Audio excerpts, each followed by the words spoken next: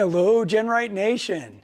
It is October 23rd, 2024, and I'm Tony Pellegrino, and this is Tech Talk. This is something that we do every Wednesday at 5 p.m. Pacific Standard Time on both Facebook and YouTube.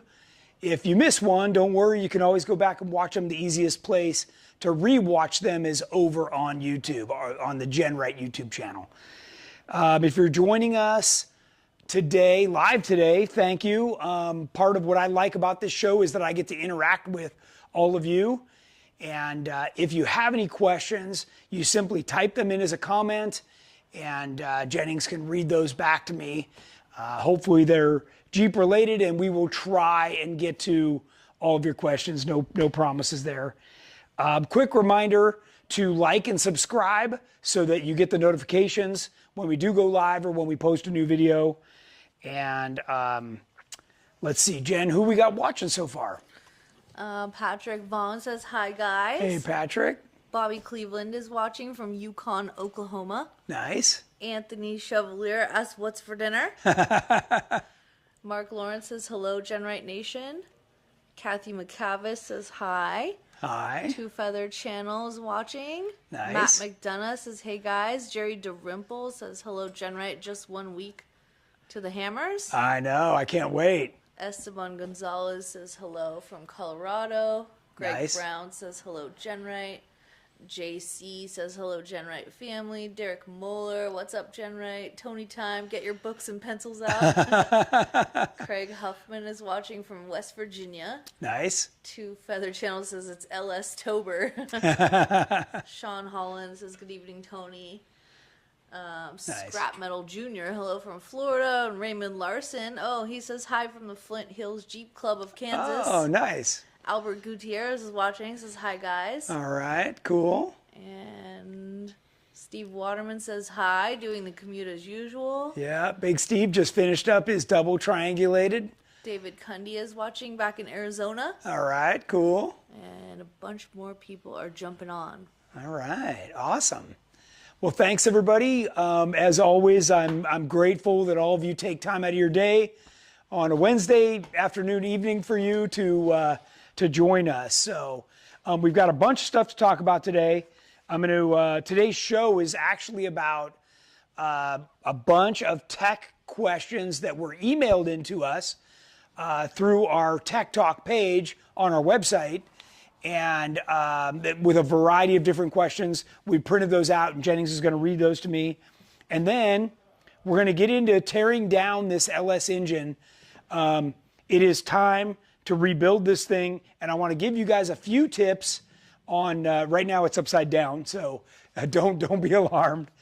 And I've already started to pull a few things off of it just in preparation for the show, but I want to give you guys a few tips on if you're going to attempt to do this, and what all is involved. So and we're going to tear it down as much as we can for the time we have on the show. All right. Ginger says hi, guys. Hi, Ginger. Awesome. One of the things that I wanted to share with you guys is I just renewed my Corva membership, and Corva, Cal 4-Wheel, Blue Ribbon Coalition, Tread Lightly, all of these organizations are the ones that help us keep our trails open. Corva and Cal 4-Wheel do their own, Jeep 4-wheel drive events. So it's a annual membership. I do it for myself and for GenRight. So it's great. I want to encourage everybody to join something like this. All that money goes to help keep our trails open. So I wanted to give those guys a shout out. Let's see. And I wanted to remind everybody to don't forget about our do-it-yourself or DIY universal parts section. We've got a whole bunch of brackets and tabs and hardware, just all kinds of stuff on there that you guys can pretty inexpensively put some things together for your Jeep. So don't forget we have that whole set. Even though we do, complete suspension systems and fenders and bumpers and all that stuff, we also have that DIY category. So All right. Nana's watching. All right. She's Good. making bourbon chicken, steamed broccoli, and rice. Whoa. Yummy. It says there's plenty. Hurry. I don't think we're doing anything that fancy. Let's go. Yeah.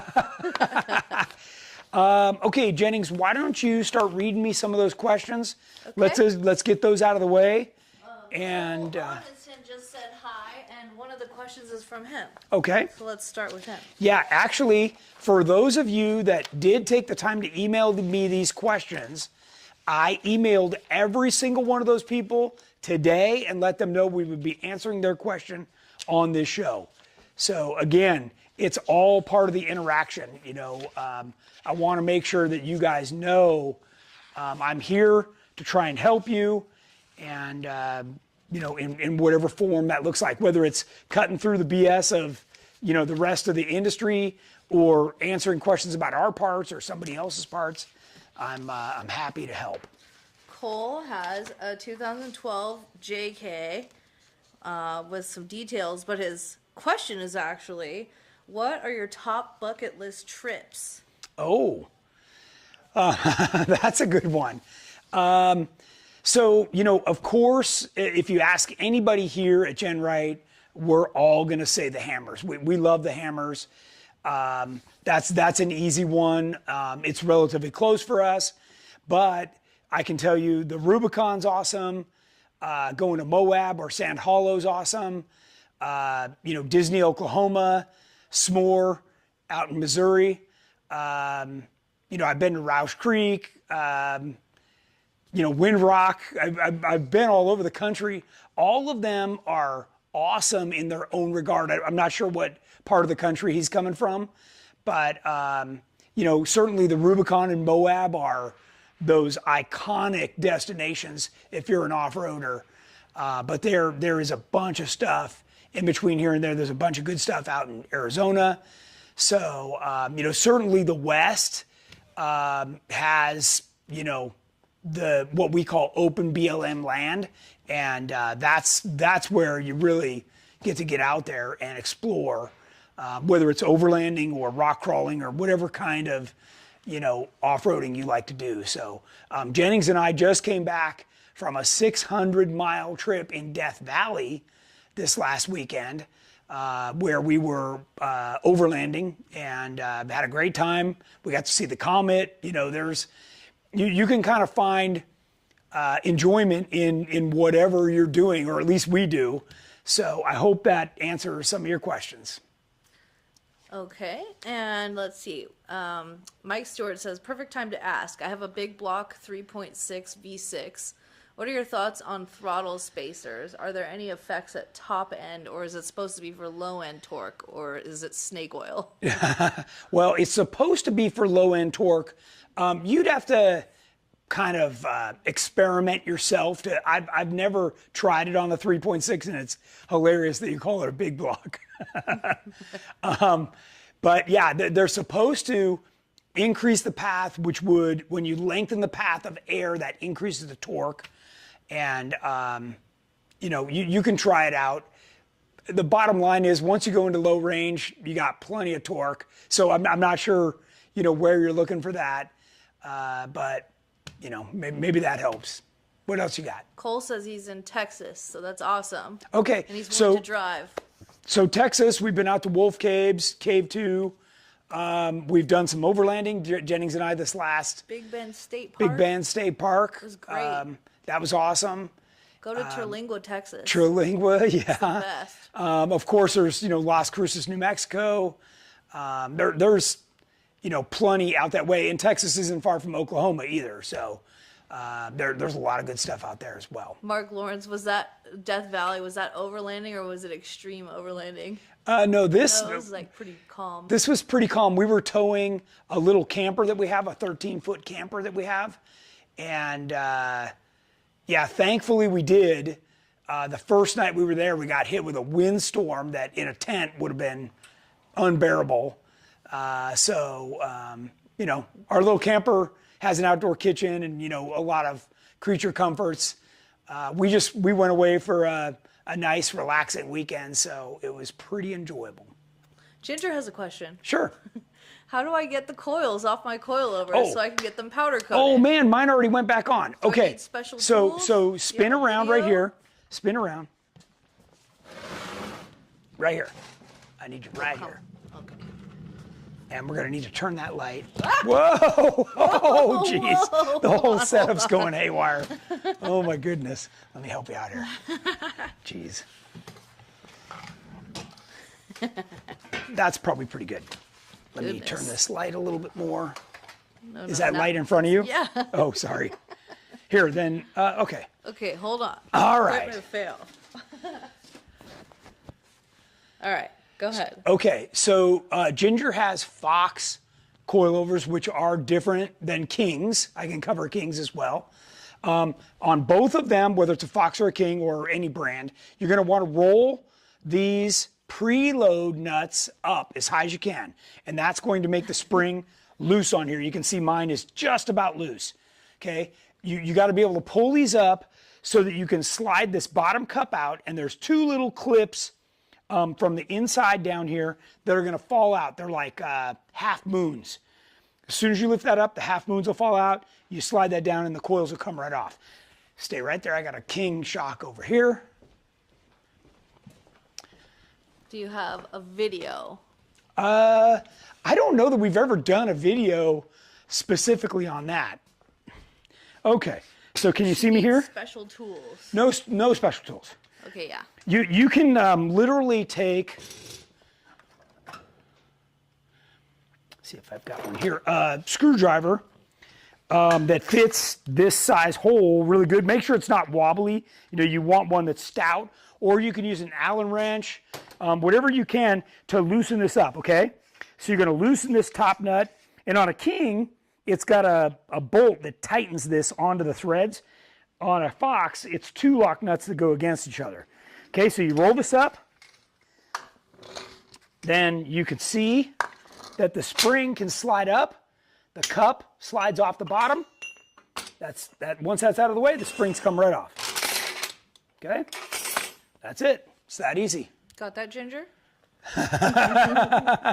Okay, I know she's asked me a couple times on that, and I did not have a chance to get to that, but now we have a video. now you got a video. It's really easy, so. All right. King coilovers are very pretty. King coilovers are, yes, they are. Okay, back over where you were.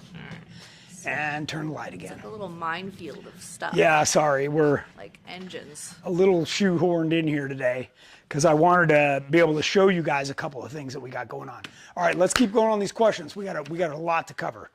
Zach Guptill asks, is there any benefit on the TJLJ platform to go with a flat Pitman arm over stock? I'm tearing apart my Jeep to lower the ride height, and I'm getting rid of the drop Pitman arm to match the outside of frame track bar bracket. I'm torn on stock Pitman arm or 1-inch body lift to fit a flat Pitman arm and give myself another inch of room for the coil towers. Okay, that's a great question. So I'm going to steer you toward our twisted Pitman arm. I think would be a better choice for you. What we call our tracer Pitman arm, which is a 340 billet Pitman arm, is very flat, but it also requires that you put a different size radiator in. So unless you're ready to like really start spending some money, I would stray away from that. Our twisted Pitman arm does not require that. It does require a body lift, which most guys at the TJ, YJ, LJ already have.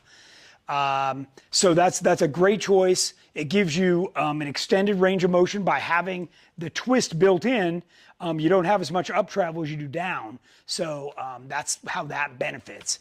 And it's double shear, so that's a great choice. Yep. Max Brokaw says, hey Tony, getting ready to do a complete fluid change on my 2006 LJ 6-speed with Rubicon T-case. I know you recommend Torco SR1 engine oil. What do you recommend for the manual transmission and T-case? Okay, so Torco, let me see if I have some down here. They have, I do over here, hang on, just stay right there. I'll grab some. We happen to be on this side today and I don't have any of my props over there. That's okay, they can look at this pretty engine. Okay. So Torco, for Axles, transmission, their 7590 or 75140 are great choices. The 7590 is going to be a better choice coming into the winter months like we are. And I think I saw, yeah, this is, they have a nice, here it is. Oh no, this is the 2050. They have a nice, what they call high vis ATF, which is great for your transfer case. So yeah, because they run a very thin oil in the transfer case. If you have something like an Atlas, then you're gonna go back to this. You're gonna go back to a gear oil, which will be better because there are straight cut gears inside there together. So hopefully that answers this question. Okay. Okay. Let's see. Brian has a Jeep JK Wrangler Rubicon 5.5 inch lift with 40s. He asked about suspension geometry. Does the Elite Stage 1 track bar relocation bracket fit the PSC Big Bore XD steering gear?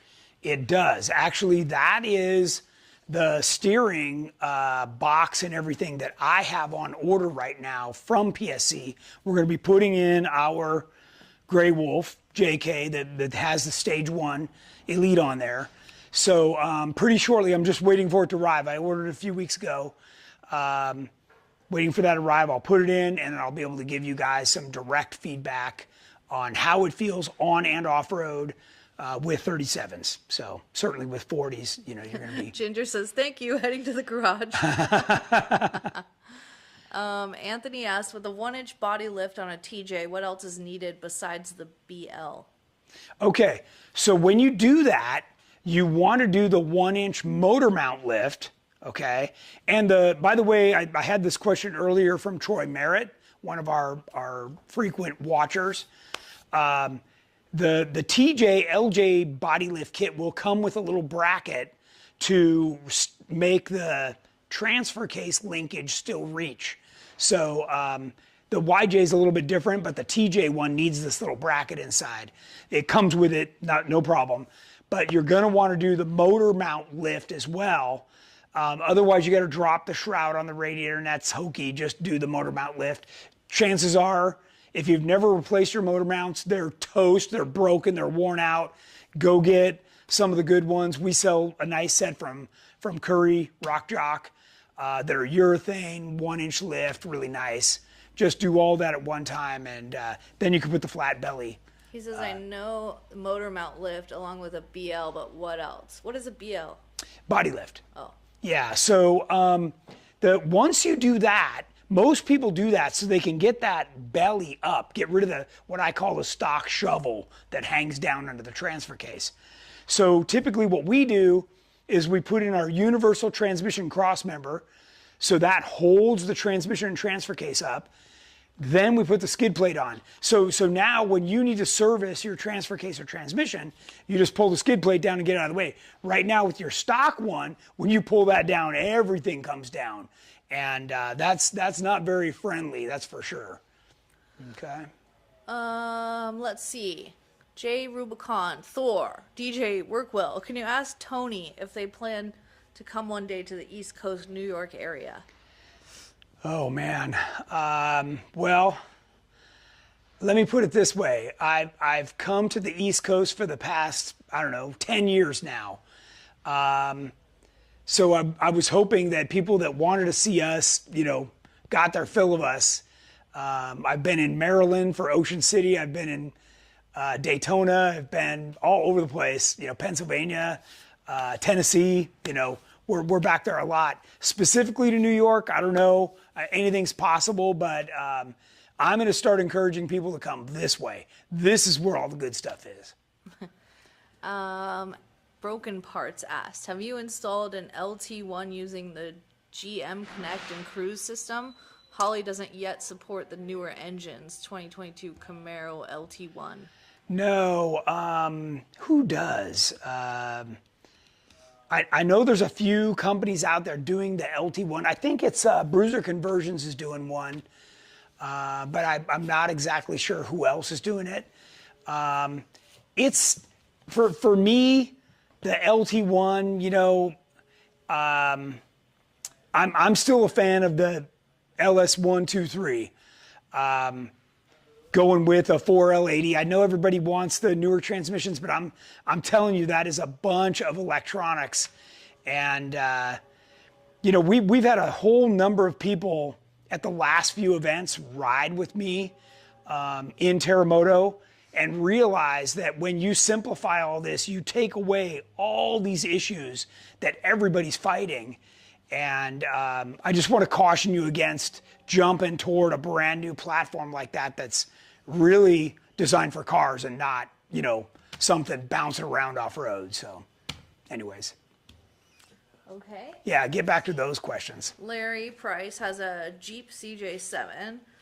He says he's building a 1976 CJ7 frame up with Dana 60s and coilovers. Also have a 2022 392 XR. Nice.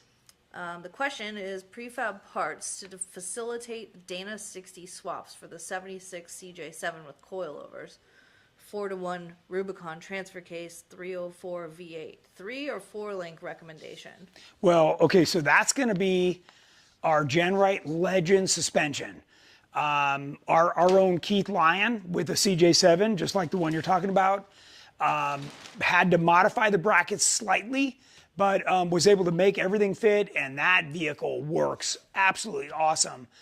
You can find that Jeep over in our gallery, on our website. You can find it on a gallery and check it all out. It's got a whole list of all the parts that are on it, and really get a close look at that. But that's what I would recommend. They are, you can buy those in loose brackets or prefabbed sub-assemblies, and makes it super easy to put that on. Okay, Jeffrey Holland asks, why does no one make a twisted Pitman for a JK? So we actually did. I don't know that we have any in stock or in production right now. It's what we call a reverse Pitman arm, and it is the twisted box style like that with double shear. And you'd have to call in and see if we have any, or if we can make some more. I mean, certainly they exist, so. Yep. Okay, Brian Anna says he's putting in a JKR and an LJ with GenRight hoops and 3-link track bar on 12-inch coils. Any advice on how far I can move the axle forward or placement of hoops? Okay, so typically we move the front axle about 1.5 inches to 2 inches forward on a JK, like our Elite suspension. So if you're doing our shock towers, bumps, track bar, you know, all of our stuff, that's what you're going to get. So, yeah. Mark Dungeon asks, what is your opinion on Blueprint LS engines, or who do you recommend buying a new crate motor from, 2017? Yeah, good JKU? question. You know, when GM Performance slowed down and stopped the LS3 production line, I noticed that both Summit and Jegs picked up crate motors that are blueprinted. So either one of those would be a great way to go. Some of my, you know, close cronies have gotten some of those engines and have been quite happy with that. You know, what we have in Jamie's Growler, YJ, is we picked up, I think it was a 2009 Corvette, a used low miles, you know, out of a junkyard. We just did the heads and a cam on it, and that thing's 600 horsepower. So I think that was like $8 or $9 grand to go that route. So yeah, they're all kind of in that same price range. I managed to pick up a genuine GM Performance crate 6.3 liter LS3 or 6.2 liter LS3 for Terremoto. But those are hard to find. I just found a guy who had one unused at one of the local performance shops. So they're around, you know, you can find them for sure. Anthony asks, will the 4L80 transmission you have listed on your site bolt up to a TJ 4.0? No, that's a whole nother animal. You're gonna need to use the 4-speed Jeep transmission if you want to bolt up to the 4.0. And they're fine. They're fine. You can even do a shift kit to them and stuff. There's definitely options available for those. Two Feather Channel asks, is nodular iron difficult to weld on like cast iron is, or is it weldable like steel? No, it is also difficult to weld on. Takes special rod, takes preheating. There's a lot of things, and if it's cracked and got fluid in it, it's going to be almost impossible. Like you spend so much time trying to clean it and get the surface to where the weld will take. That it is quite difficult. So, but in a pinch, you can make it work. Okay, Patrick Sullivan has a 1986 CJ7 leaf springs, lockers, twin stick, born and raised in the Jeep. He says, can we have a tech talk on CJ, YJ leaf spring options, pros and cons of spring under axle versus spring over axle, shackle reversal, leaf spring configuration, upgrading axles to half or tons but keeping leaf springs, engine and tranny swaps, shining light on the OG Jeeps that carved the way for this high-tech industry. Thank you. Nice. That's practically a whole show, but I can give you the Reader's Digest version of what he just asked. He did ask for a whole show. So spring under, with the spring arced to go underneath the axle, it creates very little axle wrap. It prevents that by having so much arc. The spring is very strong. When you do the spring over, typically you take some leaves out and the leaves flatten out. And then the spring has a lot of axle wrap because there's no control. So back in the day, they used to build anti-wrap bars and all this other stuff. I'll tell you what, I tried all of that. And at the end of the day, I scrapped it and went 3-link, 4-link, and it was the best thing I ever did. Although the leaf springs are incredibly simple, and you can buy really good ones like Alcan or Deaver, which have great multi-pack. They're stiffer, or more rigid in terms of wrap, axle wrap. There's a lot of advantages. If you're determined to stick to leafs, then you need to spend some good money and get, good leaf springs. It'll improve the ride by a whole lot. Reverse shackle in the front is going to improve the ride a lot as well and improve your approach angle. Because right now your shackles are sticking out in the front, and as soon as you go to pull up on something, they're just digging in. And then a lot of the time what they do is they reverse, which also screws up the spring. So you're kind of on a slippery slope, right? And I always stuck with the springs in the factory path, which was directly under the frame. I believe that's the best. When you go outboard, that means the springs are working even more. So you're asking the leaf spring to change its shape. Just so you know, when you take a leaf that's made in an arc and you flatten it, you're taking life away from it, right? If you go past flat, then you're deteriorating the spring itself. So there's to get all the flex that everybody wants, you're really asking a lot of those leaf springs. So I think you just have to be realistic with what you want to do with the Jeep. If you're trying to do something on a budget and have a simple off-roader like I did with my budget YJ, leaf springs were great. That thing rode decent. It's not coilovers, but it's, a tenth of the price too. So just, I hope that helps. Okay. Ted Miranda says, hey Tony, I'm doing a TJ stretch long arm kit. What is the best way to measure lower axle link mounts before cutting them off and welding on the new ones? Okay. So I don't know what kit he got from us, but the Legend kit comes with detailed instructions. So what you need to do is you need to find spots on the frame, body mounts, holes, that are on both sides. You need to find points and take measurements. So the very first page of my Legend suspension instructions is before you do anything, you take measurements of everything, right? You want to know exactly where the axles are positioned, front to back, height, from the axle under the fender, from the top of the tire under the fender, like every dimension and measurement you can take so that when you go to the next step and you're outfitting your Jeep as you go, you kind of know where you started. That's super, super important. So if you've already passed that junction, then you're gonna have to find things on the frame like body mounts and measure backwards or forwards depending on which way you're going, front or rear, and kind of go from there, okay? Now in the rear, typically what I do is I get the gas tank in that I want, and then you slam that rear axle back with the thickness of a piece of cardboard between that and the skid plate, and that's where I mount that rear axle. I get it as far back as I can.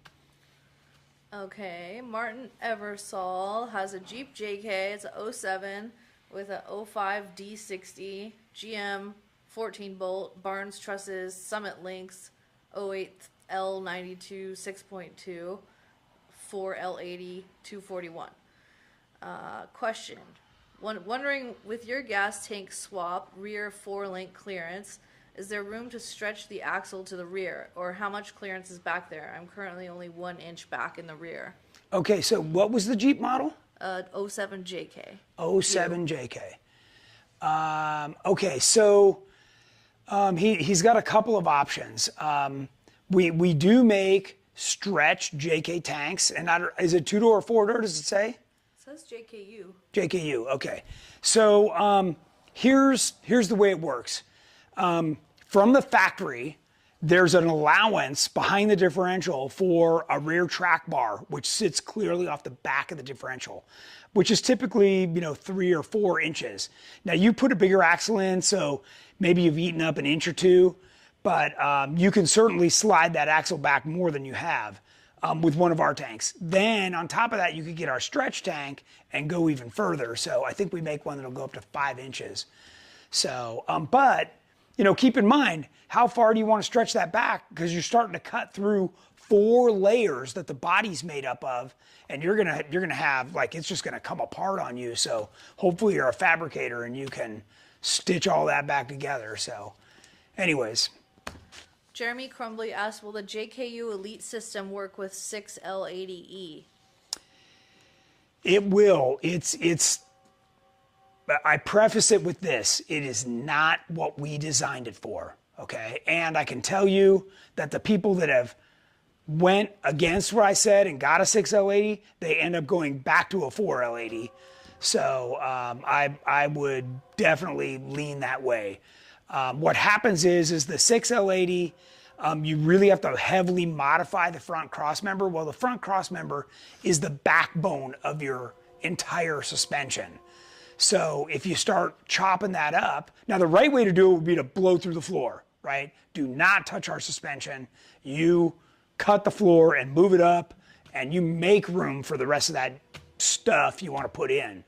But that's not typically what the shops do. They just start hacking on our suspension, which I, do not recommend whatsoever, okay?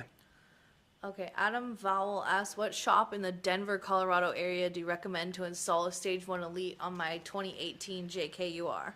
I know Jeff's online tonight, and he can chime in on that. He's got a list of our good dealers in that area. Okay. Daniel Partita says, I'm still getting dry starts with the Baxter Performance oil filter adapter. If I let the Jeep stand for 2 days, switch to 5W30 oil, and it still dry starts. Ideas? Got a bad one? Usually you have to hold the pedal down and let it crank for 10 seconds before starting it to avoid dry starts. Oh, wow. Yeah, I'd call Baxter and see what they have to say, for sure. Okay, Glenn Bartle has a question on coilover spring rates. 98 TJ, 6.0 V8 swap 1 tons and 40s, 2.5 by 14 Foxes with 5 inches of up travel.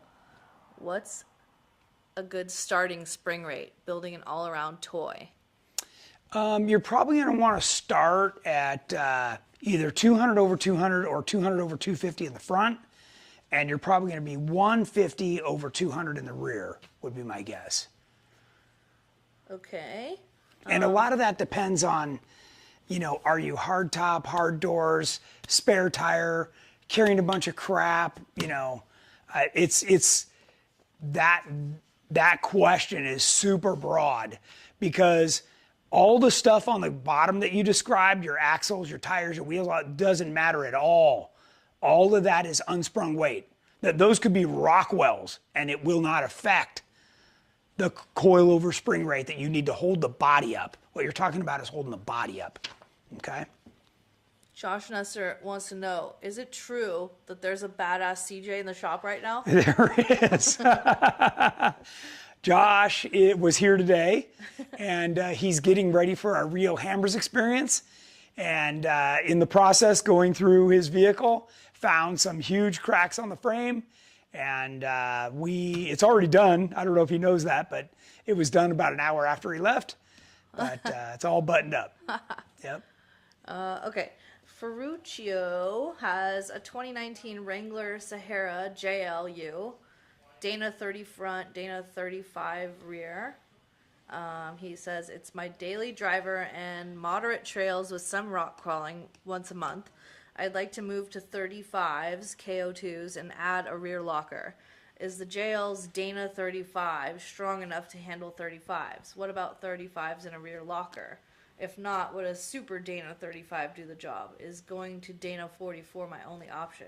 Yes. And should I re-gear to 456? Thanks. Yes. Okay, so go to a Dana 44. If you're wheeling, you know, once a month or more and you're wanting lockers, you're wanting to go to bigger tires, trust me, you say 35s now, next thing you know, you're gonna be on 36, 37s, pushing 38s.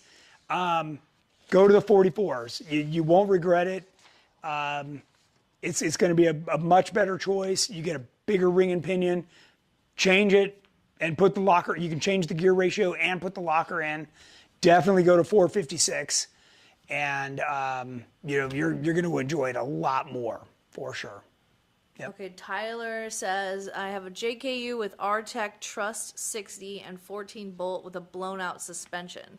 I love the stage 1 kit, but would it be worth installing on my build if I don't plan to ever go to the full-blown GenRight stages? Sure. Actually, you know, what he's talking about could be considered stage 2 or stage 3, you know, where you do the GenRight stage 1, right? So you get the basic suspension in, then you either upgrade to coilovers or you upgrade to bigger axles, right? Either one is the next stage, and you can stay there. You're never forced to going to the other stages. You can stay right there and be happy with it, and you know, or down the road, you know, as you advance in your wheeling and you know decide you want to do more, then you can have the option to do that. Yep. Okay, Mike Stewart asks, do you all have Curry 60 diff covers with the ram mount already welded on, or is that something I need to call in and have done? So if you're doing everything exactly the way we do it, you can call in and have us pre-weld that on. But if you're just talking, the ram mount is not that generic. That, you know, if you're doing something else or don't have our high steer and all that, that's not something that we can just weld on is going to work for you. So call in, talk to Andrew, Keith, or Jeff, and they can give you some good tips on that.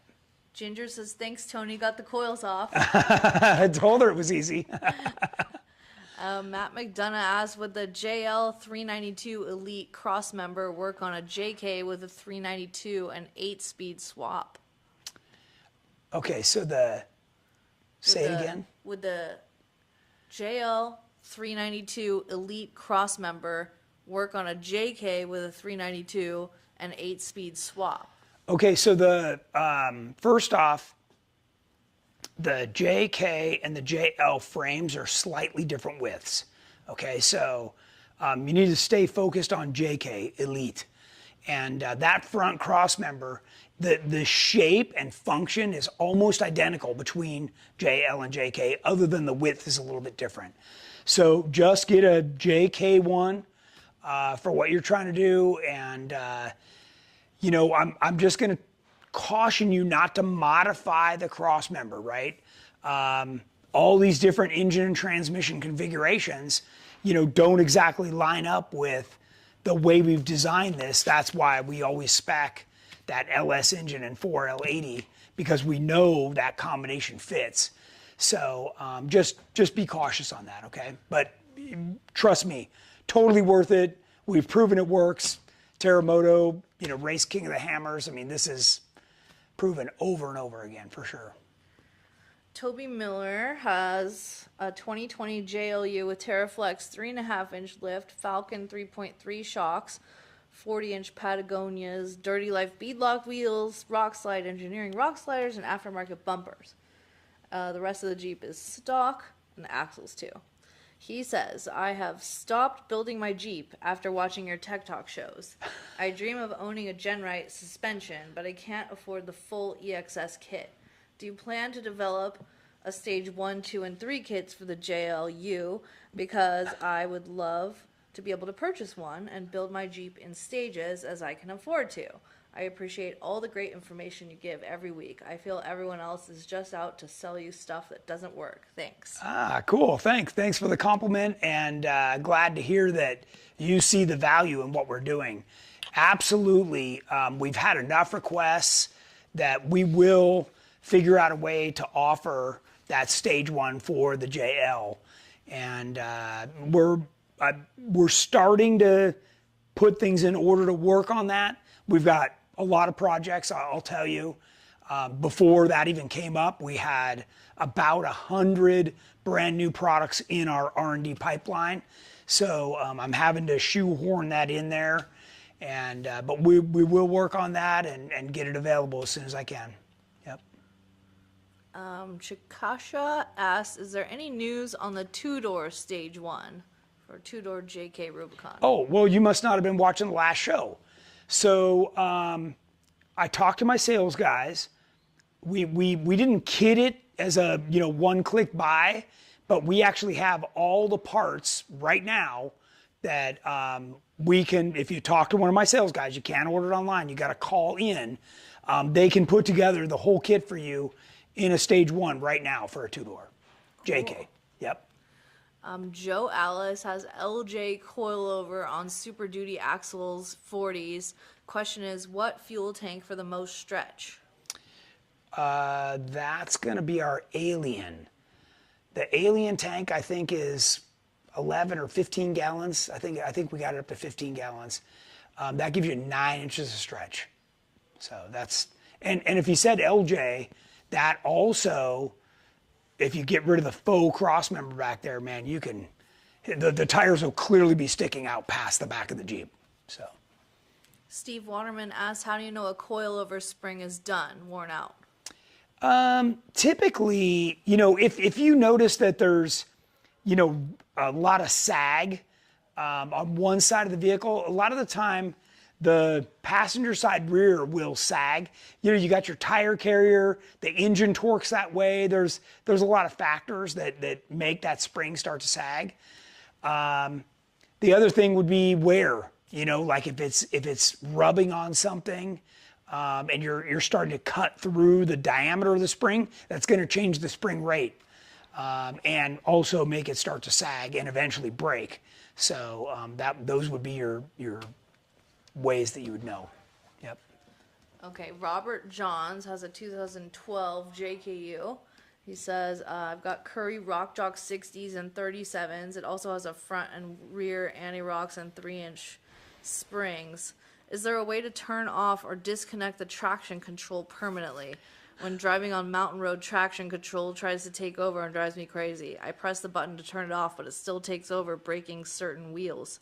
It almost feels dangerous. On JK Elite system, is the traction control still in use? Yeah, it is. So this is one of the downsides with buying a newer vehicle. Once you buy something that has ABS brakes or any kind of traction control, guys and gals, the manufacturers have integrated that in to the entire vehicle's wire harness, right? They're checking the steering. You've heard something called a clock spring. Well, the clock spring is watching, like if you're counter steering, it thinks that you're on ice and you're trying to like save the car from sliding out, and it's going to be actuating the anti-lock and traction control systems. Those are really integrated in. There's no way to turn them off unless you do like I did on Terremoto, where you gut it and start over. And that's what I would always recommend, because those things absolutely piss me off. Absolutely. Can't stand it. Rick Turner asked, do you have an official start date for the budget TJ yet? I'm excited Oh, for man, that I project. know. Actually, I was hoping to already be working on it. So here's the deal. We have it. We've shown you guys the Jeep. But Andrew has been using it as his daily driver because he's been working on his Jeep.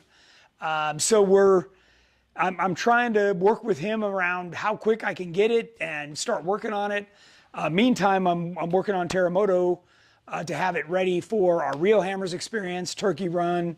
We've got a couple more events for this year, and these are big ones. So I wanted to get Terremoto dialed in. I'm getting to a whole bunch of stuff that I hadn't touched all year. So See? yeah, it's right there. Hi. Right there, yeah. T-Moto. Yeah, and I think on the last show we showed you the brand new Curry rear end, the new 70 with the 4-inch tubes. It's massive. And I'm going around and I'm putting on brand new brakes. I'm doing a whole bunch of new stuff on there, including new Summit machine control arms and a few other things. So yeah, it's just kind of my maintenance, right? It's time to freshen up the Johnny joints, put new nitrogen in, just get it all dialed in. So, yep. Okay. George has a 2005 LJ Rubicon with a 5.7 Gen 3 Hemi 5-speed auto. He asks, he says, I will order a Legend suspension setup for this. Do you think Gladiator Rubicon axles will be fine for the LJ? Upgraded axles, 513 gears, and RCV's truss, and 2.0 or 2.5 coilovers. Those axles are approximately 68.5 inches versus the 70-inch Curry. What size tire was he trying to run? Doesn't say. That's the key. If he says anything over a 37, the answer is no. Can't use them. Don't do it. Go to Curry's, go to junkyards, go to anything but those Gladiators. Nana says, we want yellow.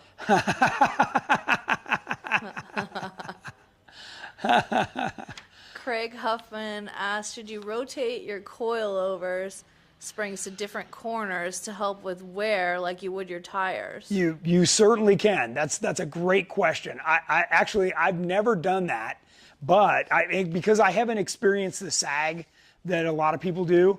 But that's a great way to offset that, yes. So if you just switched them over to the other side, you could solve that, no problem.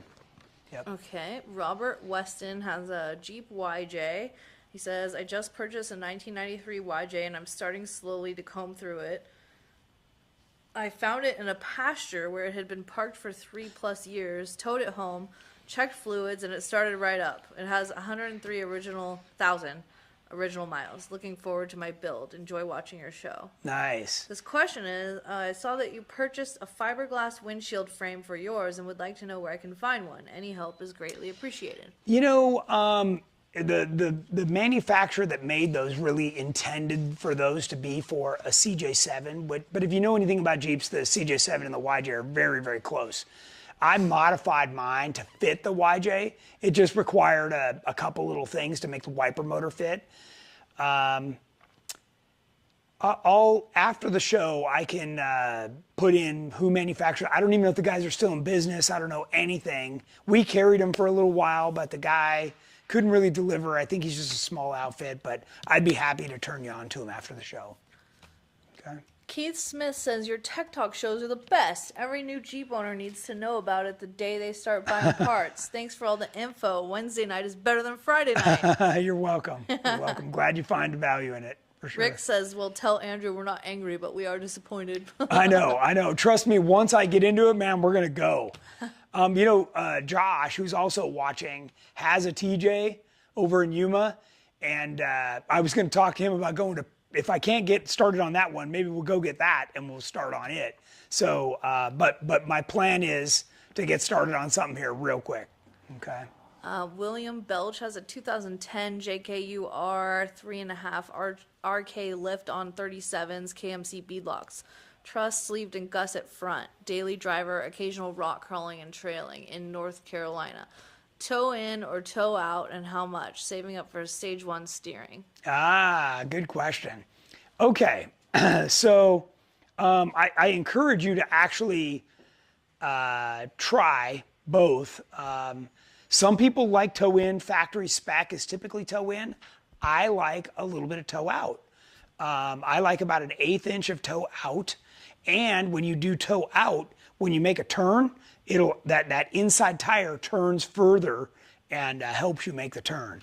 The other thing I like about toe out is that it puts pressure on all of the steering components. So if there's any slack due to wear, it takes all of that out because it's under pressure.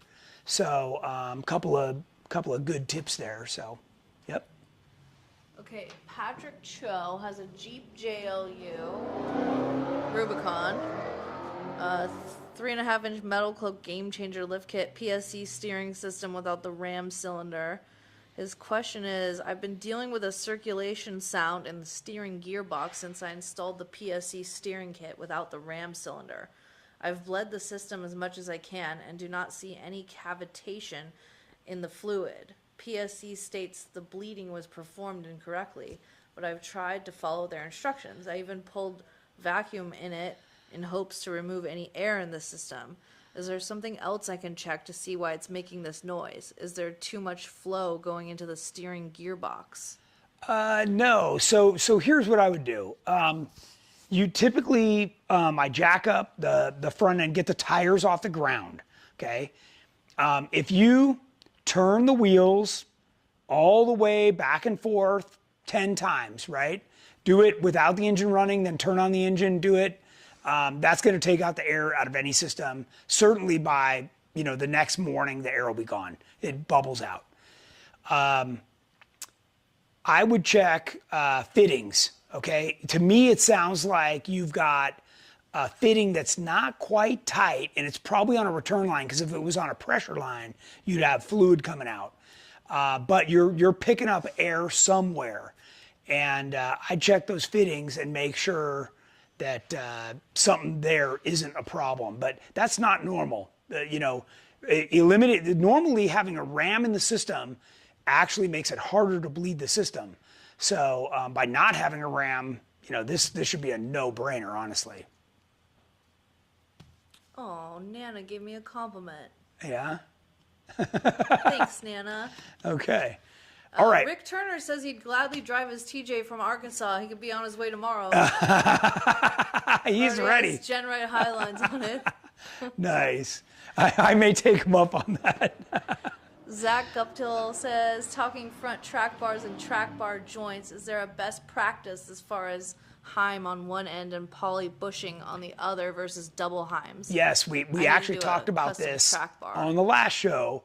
You always do the urethane on the frame side and the Heim on the axle side. Yeah, what you're trying to do is eliminate the noise transfer into the frame, because that's what resonates in and you hear in your passenger compartment and feel. So yeah, urethane on the frame side. Travers Enslow also has a TJ he can bring to you, Tony. Look at these helpful people. That is helpful. Cameron says that getting ready for the Real Hammers experience is making me find all my Jeep's problems. I opened Pandora's box. That's okay. You're working through it. That's what's happening to Josh. Josh is finding stuff he didn't even know he had. Aaron Howard asks, what do you think about Jeep prices dropping so much recently? I've picked up a TJ and JKU super cheap in the last month with low miles. God bless you. I think it's great. And that just means that you get to spend all your money on good parts. So you didn't tell the other guy he could just turn his radio up to fix any noises. That's what I do. So Jennings and I were driving along the other day, and I was complaining about something, And she just reaches over and turns up the radio. Fixed it. Oh, it was a rattle. We had something that was rattling in the back.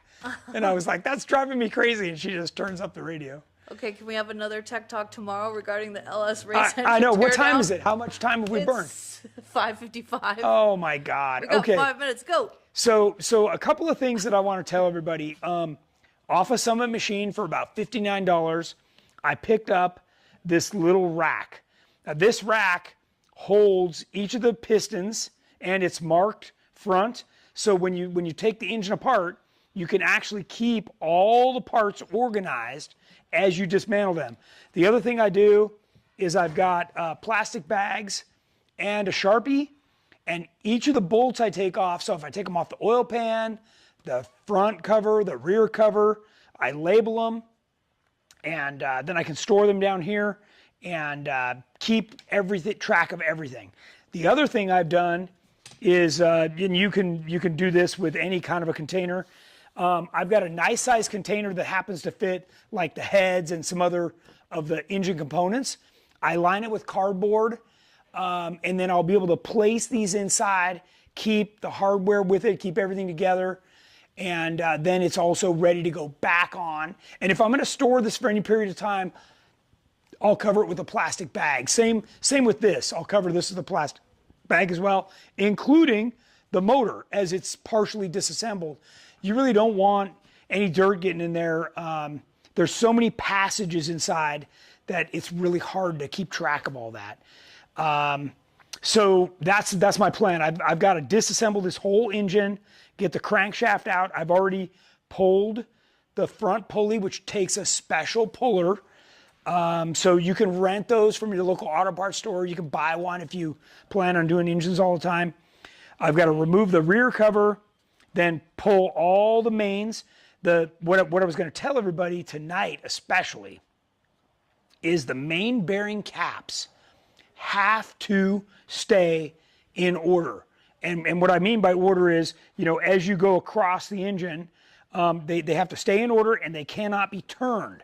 Okay, these things are precision machined, and you have to keep them together. So what I do is I actually keep all the hardware, everything together, and then as soon as I pull the crank, I put it all right back in, so that when it goes to get remachined, it's all together. Mixing those up, getting them lost, damaging them in any way, really, really bad. Those main bearings are very important. And if you're going to pull the camshaft out, Everyone's asking, is that a dry oil pan? What's going on? This with is, the oil yeah, pan? this is a dry sump. Sorry, yeah, this is a really nice LS engine, yeah. And it's upside down right now, right? Because I'm about ready to disassemble the bottom end, and that's just the way I'm going. And yeah, this is a dry sump oil pan, and this is actually a very good system because it has multiple scavenges, and when you do it this way, you actually pull a vacuum on the motor, and that increases horsepower. So when you do a setup like this, it's a good 75 or so horsepower extra. So this is what you're looking at here is about an 800 horsepower engine. So Wow. yeah, this is a 454 cubic inch small block, LS3. Cameron says I should probably change my 10-year-old springs out. Well, only if they look worn. I mean, it seems like they're doing fine to me. So Raymond Larson says, great program. You've answered 3 questions I haven't even asked yet. Thank you. awesome. Well, what we'll do is we'll record me tearing this engine down, and then we can just play that as a video over on YouTube as well. So if I have it done before next Wednesday's Tech Talk. All right. I do want to remind everybody, I've noticed a bunch of people have been signing up for our turkey run and our Christmas crawl. Don't forget about those. The turkey run is something that we do from the weekend before Thanksgiving all the way through the weekend of Thanksgiving. So we're out there for about 9 or 10 days. And you can come for one day of that anywhere you want, or the beginning before Thanksgiving and go home for Thanksgiving, or whatever you want to do. We do a potluck dinner. So if you're going to be out there for Thanksgiving itself, We order 4 cords of firewood. It is a blast. Families are welcome. Friendly dogs are welcome. It is so much fun. You will get more than enough wheeling in, I promise. So please come join us. And yeah, you'll get to experience the hammers. I know Jennings is going to lead a run over to Giant Rock and over to Pioneer Town. And I am? She is. I'll get us lost for sure. Jennings is going to lead you guys around the desert to nowhere. I'll put it in your GPS and you just got to hit go. I'll still get lost. It's amazing. You'll still have a good time. Take them over Fisher Mountain, whatever. Lots of thank yous. I'll take all the credit. Thanks. You're welcome. All right, everybody. We're grateful that you watched the program and look forward to seeing you next Wednesday. Have a great rest of your week.